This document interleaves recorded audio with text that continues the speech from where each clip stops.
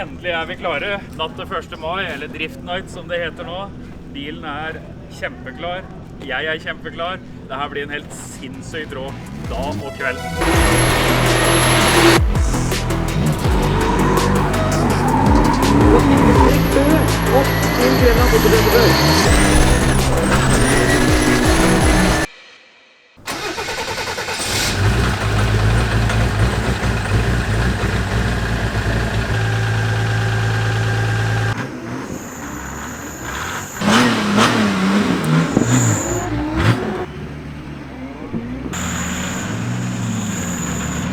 Den står jo alt for langt den veien. Ja, og det jo litt fordi vi har jo ikke hatt den der før, vet du, men da gjør vi heller det nå. Det derfor vi skal teste litt. Ja.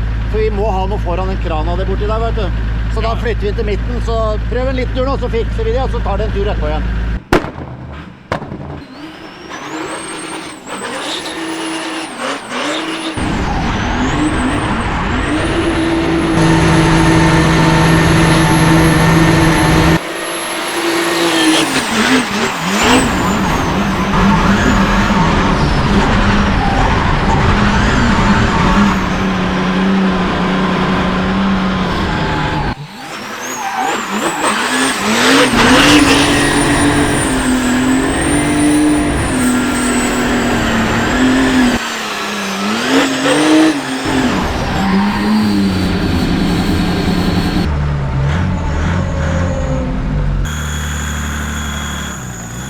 Da har vi satt banen ut på her. Vi måtte prøve litt hvor zonene og sånt nå var for dem, sånn at vi får satt alt riktig.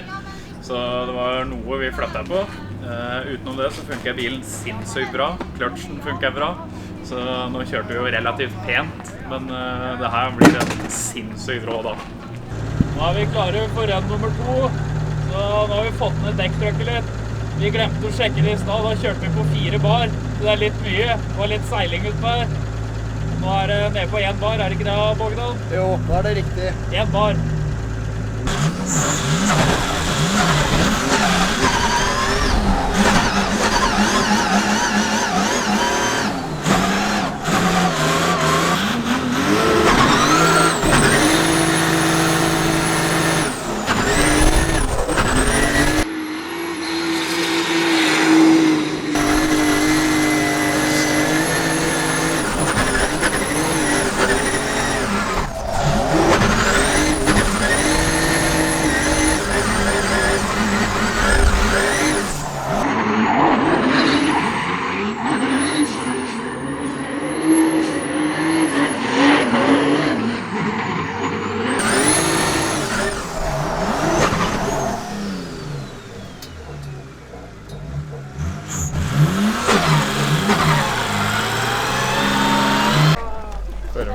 Førermøte.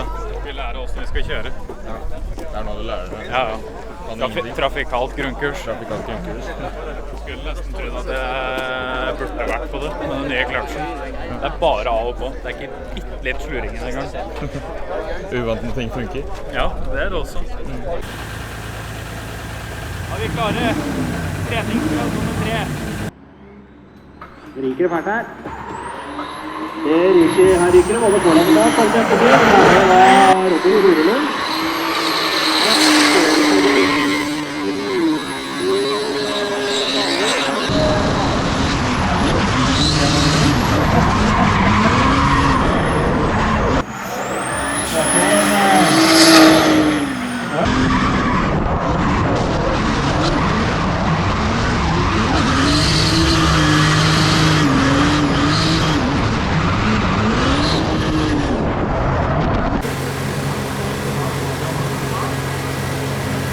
Kastet vann. Veldig dårlig tegn. Det kan jo hende at det en toppakning igjen. Så da får vi mye å gjøre.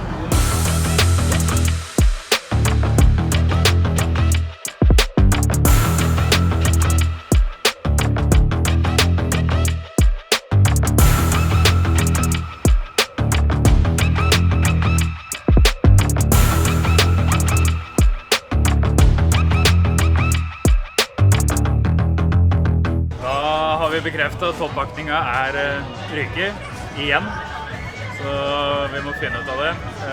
Det jo en konkurranse vi skal kjøre her nå halv syv, eller et eller annet sånt, om litt rann. Så det vi gjør, det at vi lager en liten catch-tank til ekspansjonstanken, og så kjører vi. Og satser på at det går. Enten går det fint, eller så raser motoren. Og toppen, den blir jo mer gåen, men jeg har ny topp hjemme, jeg vet du. Ekstra da.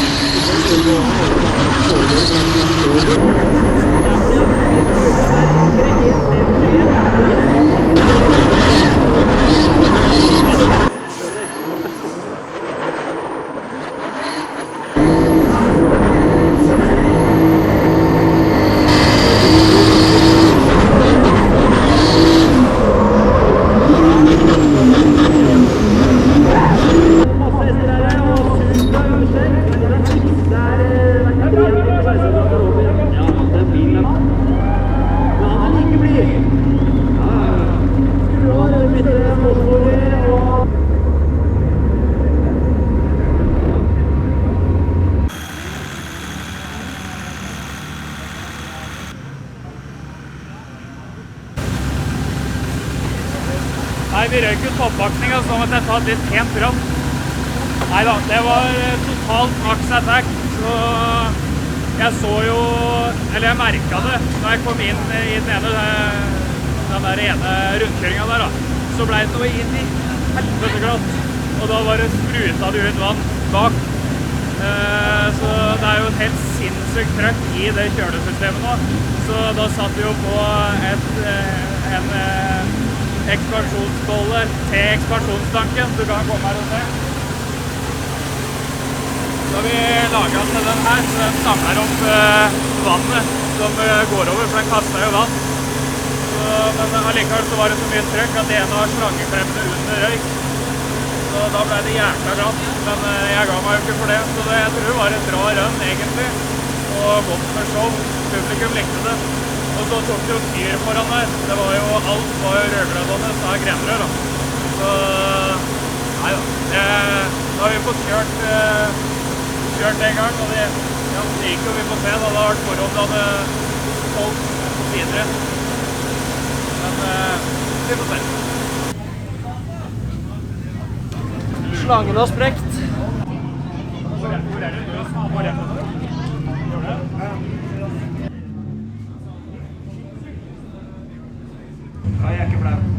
Nå går det som varmt vettebrød her. Da tyder jeg på at showet var bra, og det liker jeg.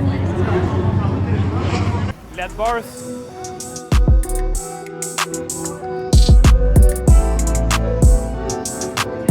Hæ?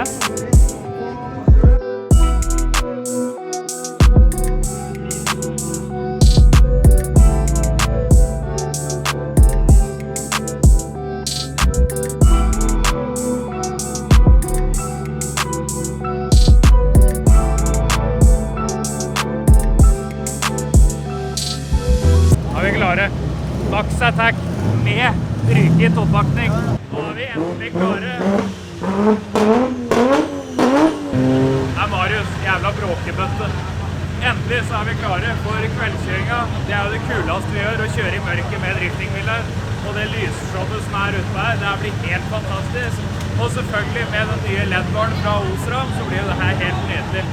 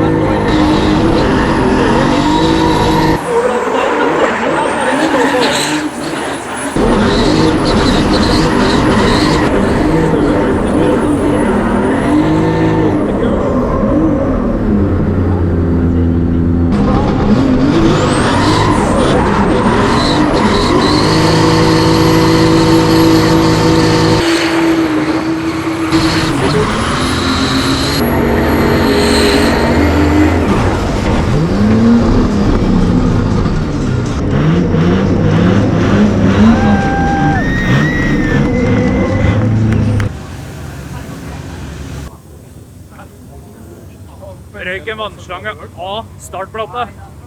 Så var den bare rett på ruta, eller dampen var bare rett på ruta, så jeg så ingenting. Det var helt game over. Det er nok litt mer trøkk i de vannslangene nå enn det vanlige med gående toppakning. Da er kjøringen over for vår del. Det var siste kvalikrunde. Så det gikk jo ikke så veldig bra med all den dampen på ruta, så jeg hadde jo ikke sjans. Jeg visste ikke hva jeg skulle gjøre, om jeg skulle stoppe eller ikke, eller jeg stoppet jo ikke da. Det var bare en dårlig tanke jeg fikk i huet mitt et millisekund der. Selvfølgelig så stoppet ikke jeg. Så nei, vi fikk jo kjørt og fikk laget litt show. Jeg håper publikum var fornøyde, var de det? Da må vi gjøre sånn med kamera.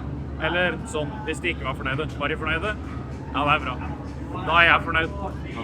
Da er Drift Night over for den gangen der. Vært en fantastisk dag. Litt trøblete som vanlig, som det er. Med litt branner og litt sånn småtteri. Og selvfølgelig toppakninga som røyk tidlig.